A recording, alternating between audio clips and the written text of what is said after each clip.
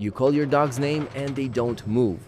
You say, "Come here," and they look at you, blink slowly, and walk away.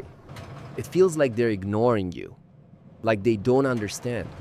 But what if the truth is the opposite? What if your dog understands far more than you think? Not just sounds, but meaning. Not instinct, but words. Backed by science, proven by experts.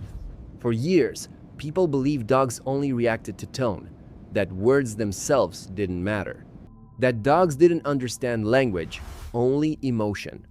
But modern neuroscience and animal behavior studies have revealed something unexpected. Dogs don't just hear us, they process meaning in their own way. Not like humans, but in a way that blends sound, emotion, repetition, and outcome. When researchers studied how dogs respond to human speech, they found that certain words consistently activated parts of the brain associated with recognition, memory, and emotion. This means dogs aren't just reacting randomly. They are learning patterns. And some words become deeply meaningful to them over time. The first word your dog truly understands is their own name, not just as a sound, but as an identity. When a dog hears their name, the emotional center of their brain lights up. It's not a command, it's a signal of connection. But here's what most people get wrong. They only use their dog's name when something bad is about to happen, when they're upset, when the dog is in trouble. Over time, the name stops feeling safe. If you want your dog to respond to their name, say it during calm moments, before affection, before play, before good things. To your dog, their name should mean you are seen. Another word dogs consistently understand is any word connected to food. Food, treat, dinner, or even a specific phrase you use before feeding them. Dogs learn these words not because they love food, but because food words follow a predictable pattern. Sound leads to action. Action leads to reward. Over time, the word itself becomes meaningful. That's why some dogs respond to full sentences like, "Do you want a treat?" They don't understand every word. They understand the sequence. But when food words are used without follow-through, they lose their power. To a dog, broken patterns feel like broken trust. Dogs also understand the word no, but not in the way people think. Dogs don't respond to no emotionally. They respond to it contextually. No only works when it is short, consistent, and always followed by the same boundary. Yelling doesn't help. Repeating doesn't help. What helps is clarity. Dogs are not trying to challenge you. They are trying to predict outcomes. When no always leads to the same calm redirection, the word becomes meaningful. When it's random or emotional, it becomes noise.